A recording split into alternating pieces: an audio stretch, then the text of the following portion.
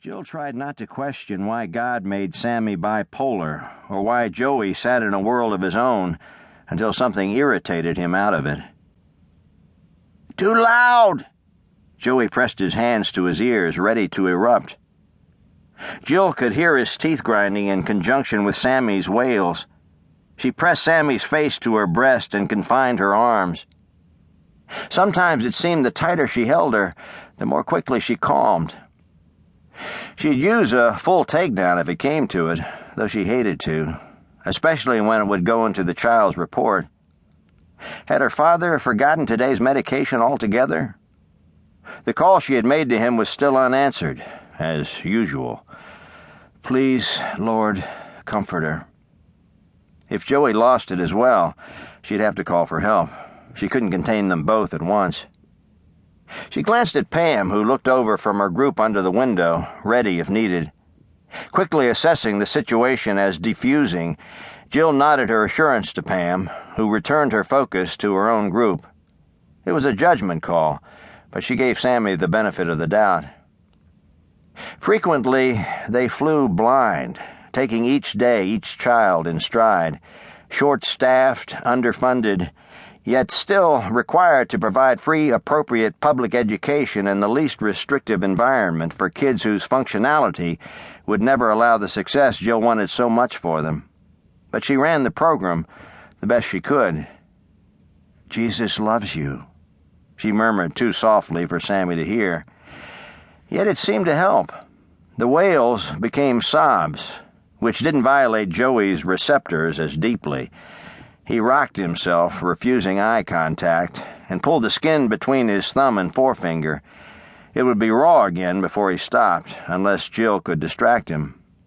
But Sammy first.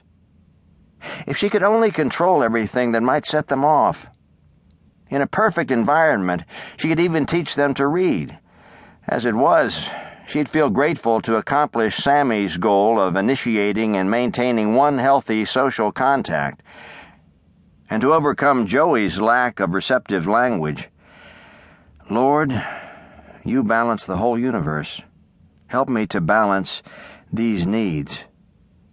As Sammy calmed, Jill watched the erupting forces in Joey subside as well. She glanced at the other two students. Angelica was labeled SLIC, Significant Limited Intellectual Capacity. She had brain function that simply couldn't match her desire to learn. Her Type A personality wouldn't let her give up, and Jill longed for her success, especially when getting the brighter, more capable kids to even try was a challenge. Some days, Angelica was truly her saving grace. She was well named. And there was Chris. Jill suspected his condition was more likely sleep deprivation than low functionality.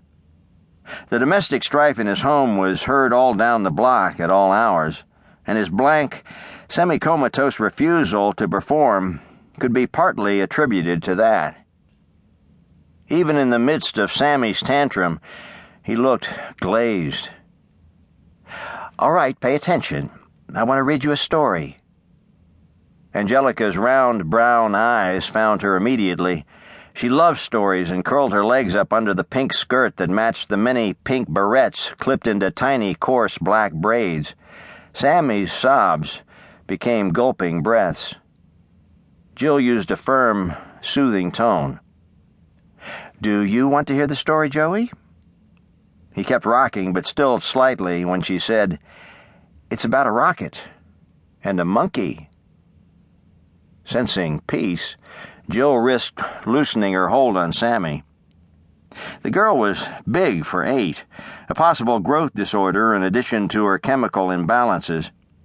Sammy glared at Chris, who had expended the energy to set her off in the first place by making fun of her reading. Climbing down, Sammy deliberately kicked his knee. "Ow!" Chris kicked back, and Sammy charged him.